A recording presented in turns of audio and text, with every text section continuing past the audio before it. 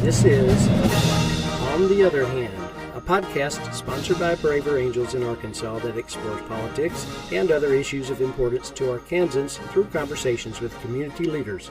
Stay with us as we talk to another leader in Arkansas who works across differences to get things done and to bring us closer together.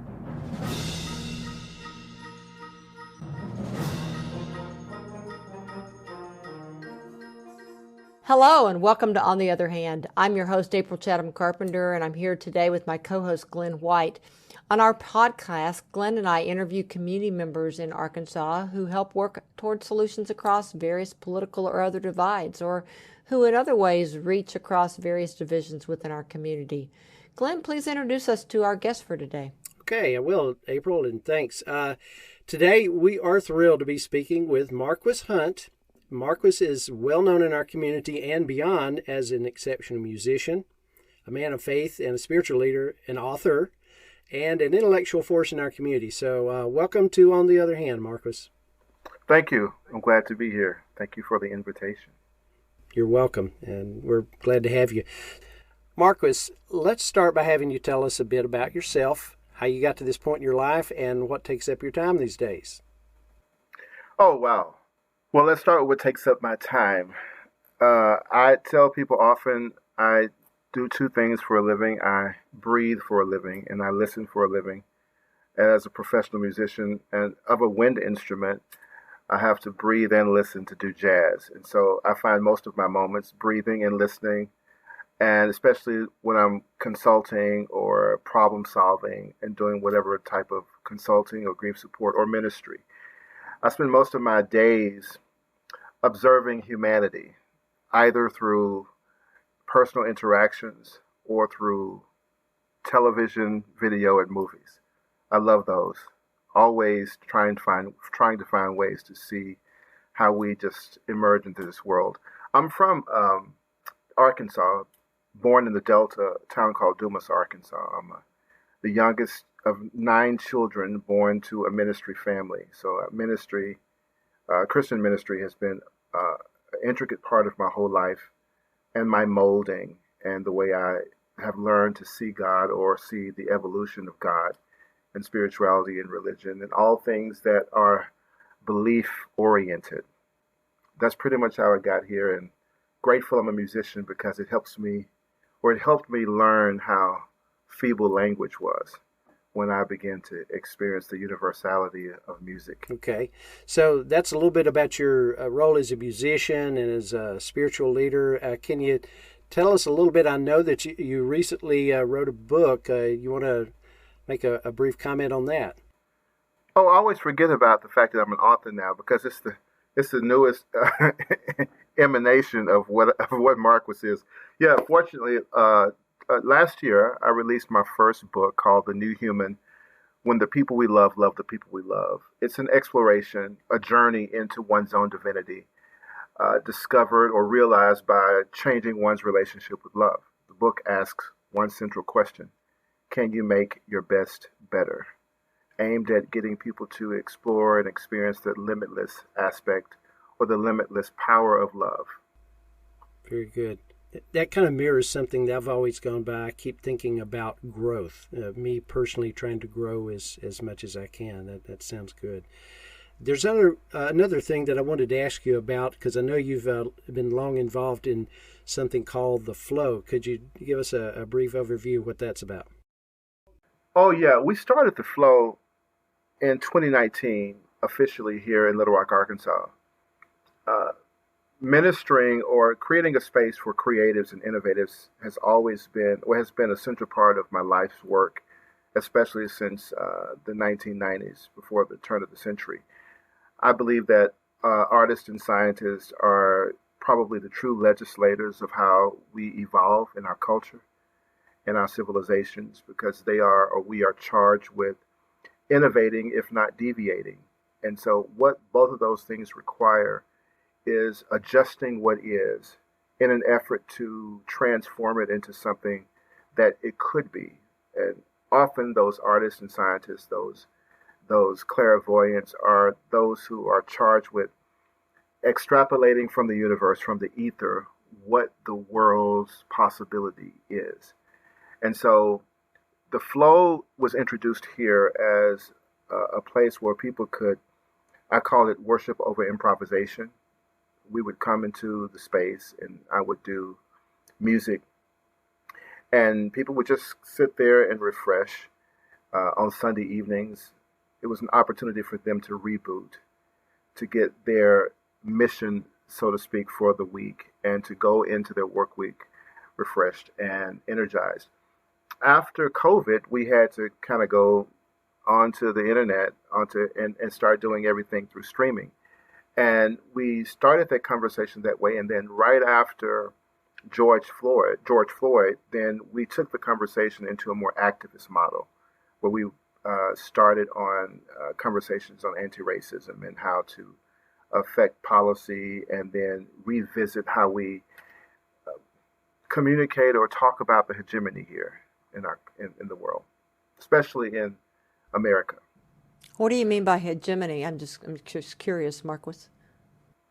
The hegemony is what I call the culture, the culture operating in the background. It's the kind of the operating system that governs how we think, how we believe, how we choose, how we value, and how we place our priorities. It's the thing that determines how policies are made, and then how we build customs and practice. So that hegemony is that silent or that invisible operating system, cultural operating system, COS. COS, cultural operating system. Okay. All right. Let me ask you this. You may know that in our conversations that we have with our various guests, they're all community leaders who in some way have been able to reach across various divides in the community. The idea to work toward common good for everyone. So I want us to hear from you. How do you fit that bill as a community leader who reaches across divisions, who promotes unity, togetherness, or a common purpose in the community? Well, one of the things I did in 2020, we sponsored through the flow, and I guess you would call it a protest, but it was kind of a conciliatory protest, where we called it was a take a knee. It was in the summer of 2020.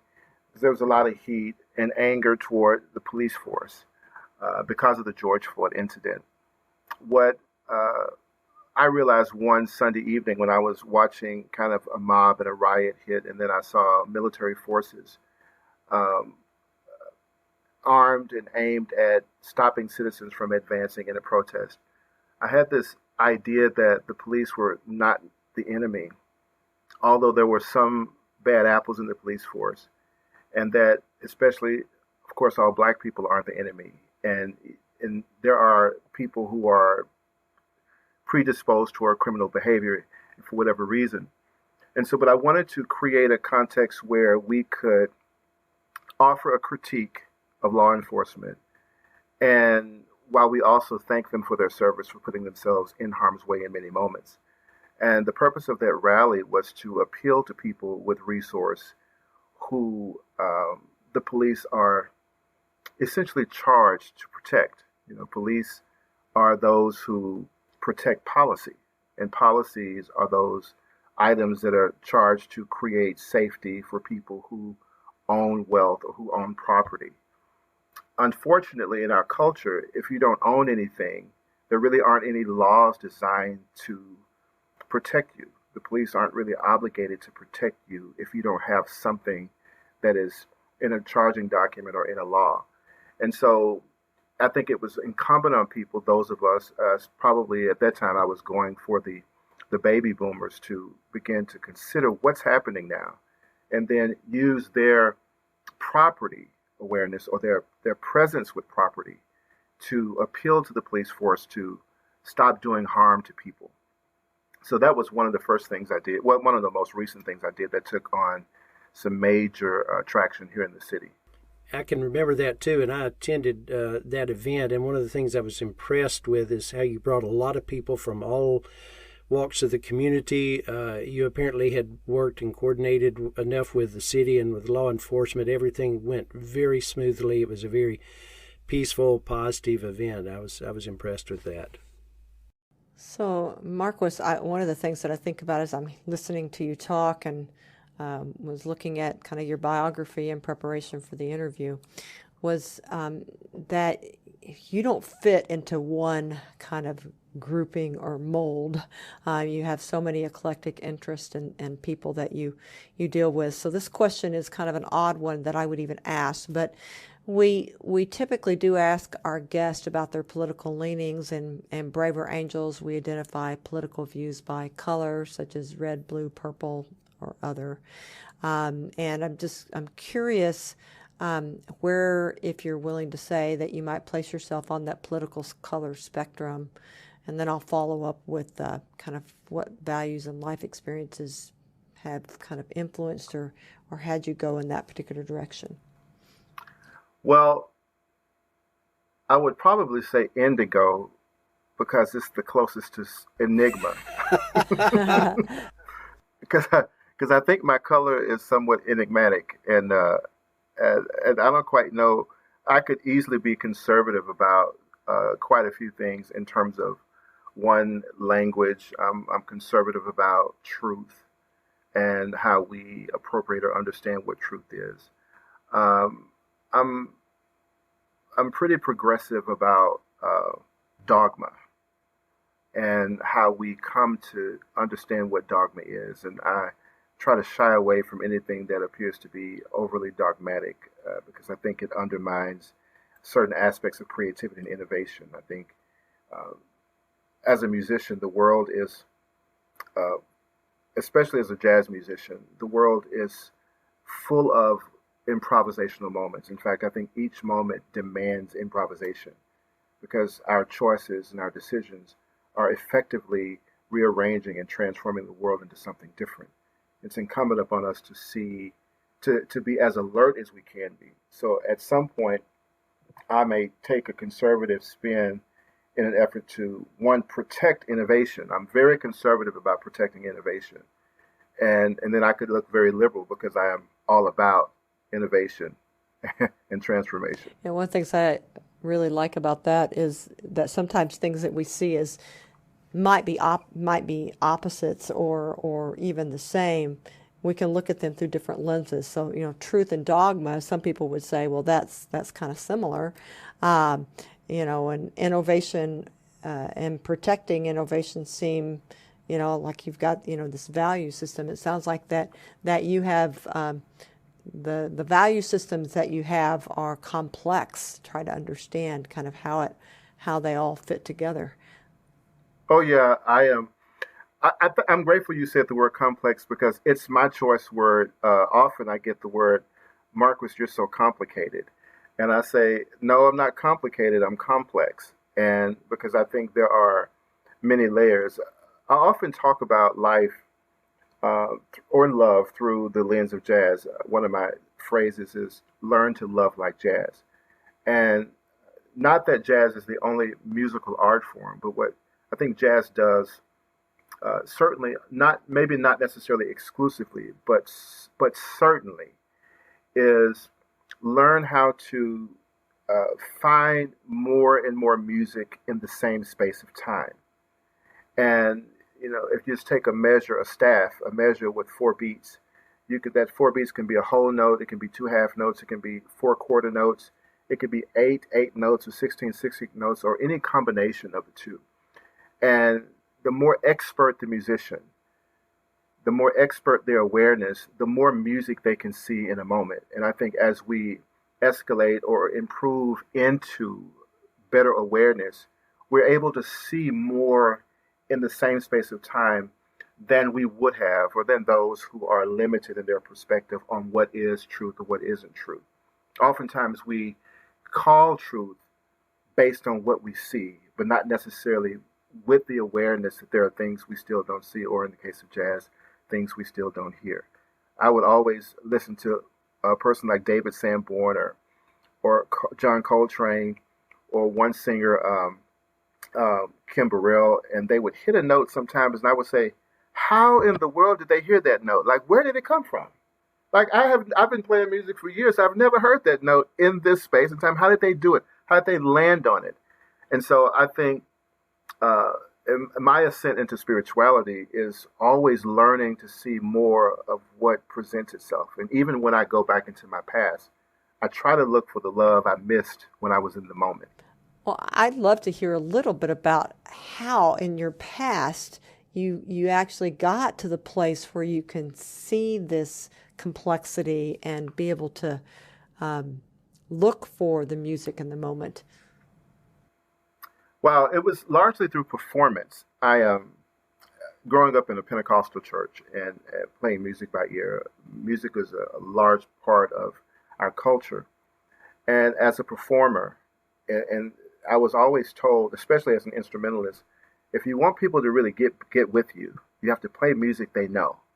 So the music or the notes in as it were, I would have to play a song that had lyrics to it, because if I played something abstract, it diminished the chances of my ability to communicate with the audience, until one moment I felt compelled to kind of just spontaneously, or what I would have called prophetically, begin to play music that was coming to me in the moment. And then I saw something happen with the audience or the congregation. It touched them in a whole different space. And I realized then that language was more than about words. And that music had the ability to transcend language. And then I began to do a lot of study and innovation about language and how words, the transliteration of things, evolves probably every 20 to 30 years. And I got into trouble with some churches back in the 90s because I made I think they thought it was a mistake. I said there was nothing holy about the word Jesus. It was in a course I was teaching called Language Exchange, when I offered the factoid that the letter J didn't emerge into the 17th century. And so I challenged them to ask, what would the word Jesus sound like? Or especially in the evangelical tradition, unless you confess Jesus, you can't be saved. And so I said, what happened in the first 1600 years where there are no Christians, because there was no Jesus to be said? And so it allowed me to lift their perspective into, essentially, to open up the jazz, or open up the chord, so they could see that language was not just about the words. Donald Spoto, in one of his books, I think it was called The Hidden Jesus, he said, and this was a transformative moment for me. He said, language, when it's spoken, is just a series of grunts and moans that mean something because a consensus of people agreed they mean something. And language, when it is written, is just a series of lines and strokes. And so at that moment, I felt my liberation to realize that none of these things, none of these symbols were what the truth was. They were just a map, a legend, so to speak, to guide me into what I call the essence. So even when I talk about truth, I believe in truth. I understand that truth is not that it's evolving, but we are. And we get better at seeing it if we can yield to the humility of knowing we need to learn. And if we need to learn, it necessitates that we have to change. And you have done that over the years, clearly. But don't ask my ex-wife. Oh, we won't go down that road today. Or I should say my kid's mom. That's a better way of saying it. My kid's mom. Yeah, there you go. Yeah. Okay. Well, let's see. I was I've already blown through a couple of questions I think that you've covered. One was going to be about your role as a musician, but I think I can't ask this much of it. As a musician, as you've pointed out, it is another way of communicating, of conveying meaning and sharing, information or meaning and emotions. So could you share your perspective on the role that music might play in bringing people together, and whether or not there might be any lessons there that could apply to any of us in society who are different, but could benefit from finding a way to work cooperatively together for a common purpose? That probably is kind of a complicated question. Did that make sense? Well, no, I get it. First, I would start by saying, of course we're different. We are all different. We cannot help but be different. And I think music accepts that as a part of the foundation of what it is. Symphony is an amalgam, a combination of several different sounds, several different frequencies, several different tones, several different vibrations, several different rhythms, sometimes even silence. So music, when it's demonstrated, it suggests that there could be disagreement, it or certainly dissonance. But what I like to say is music helps us understand how to accept difference without disagreement. And it also helps us understand when disagreement is happening. Uh, and disagreement, like if you take music, for instance, a half note, a C and a B, and you play them next to each other on the piano, you'll hear this tension happening in the tonality. There's nothing wrong with either one of those notes. But often to play them together, you have to include another note, or you have to space them so far apart that the thing that appears as disagreement presents itself as harmony and fusion. And so music, for many of us unconsciously, has a way of touching us in our bodies, our minds, our agency, and tapping into our frequencies because we're energy. And when music is good, I think, and intentional and expert, it has a way of massaging our consciousness, massaging our emotions, massaging our hearts. And it feels like it's happening as if we don't know it. But our natural inclination, I believe, as life beings, is to lean into those things that give us life. And we naturally do that unless we're sick. When we lean away from life, it's because we are diseased and we are at war with ourselves or war with the collective, whatever that self is. And so music, I think, reminds us that our humanity is what I would call a human event. And so one of the ways I aim at helping people come together is by bringing to our attention that each of us in our humanity represent the collective human event. We are still an organism happening to the earth. And I think we have learned in the hegemony, we have misunderstood this, and we have elevated our individuality at the expense of the unit of the human event, and even to the environment. Interesting. So it sounds like, in a way, you're getting at people are very different, and when you have all this diversity of people, they still, if they come together and have a common purpose and each play their proper role, you can have this beautiful event like a symphony. Absolutely. We have fleeting moments. We have visitations of this harmony more than we have residence in it. How do you mean? If we resided in the harmony, we would see the manifestation of the unity rather than the crime and the war and the fighting and the divisiveness. When we imagine our bodies, just this individual unit. I know this is audio, so you can't see me pointing, but if a person were to point to their whole body, the body is itself replete with gazillions of individuated units, cells and molecules and atoms. It all depends on how infinitesimal you want to break them apart.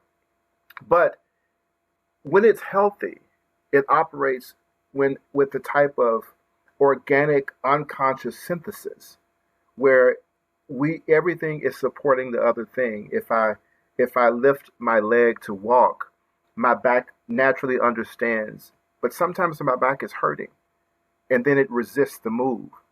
And when we see, if we can extrapolate or juxtapose the human individual into the human collective and see that when we are as a civilization or a community experiencing this type of pain, it suggests that there is something that is maladjusted and it is now fighting against itself, aimed at causing something to suffer. And so our bodies can show us this. Music can even show us this if we paid attention. So we have moments, as you say, it could be a holiday gathering, a birthday party, a football game. We have moments where we visit into this unity, and we can see how much beauty and that hive, how we can create that hive. But those are visitations. The Super Bowl is a visitation. The Arkansas Razorback is a visitation where people who don't seem to agree on many things can come to agree on this thing.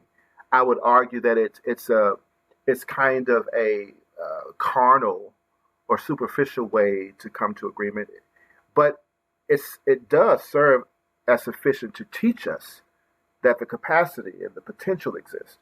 And so that's what I mean by the visitation. We visit there more than we reside there. Okay. It makes me suspect that if we want to reside there and have something common that we're all kind of in agreement with, it might be akin to following maybe a certain set of values. But anyway, that's just one thought.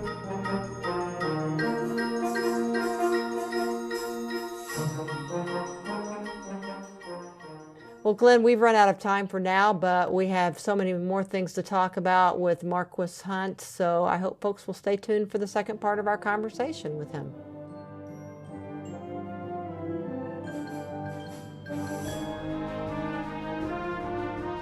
Well, thanks for joining us today on this edition of On the Other Hand. This has been the first part of our conversation with Marquis Hunt, and we hope that you check out the second part of this conversation as well as other podcast episodes of On the Other Hand.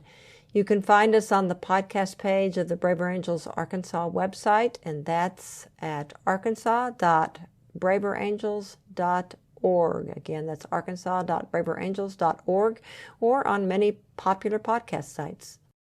And when you visit our website, in addition to the links to all those episodes that we've had in the past, you'll find a link to email us at otherhandar@gmail.com. That's otherhandar@gmail.com, where you can provide us with feedback about the program or about any speakers you might suggest.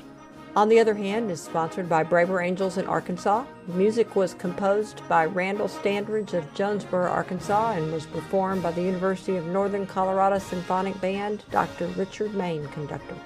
From your host, Glen White, and April Chatham Carpenter. Let's each do our part to bring our community closer together.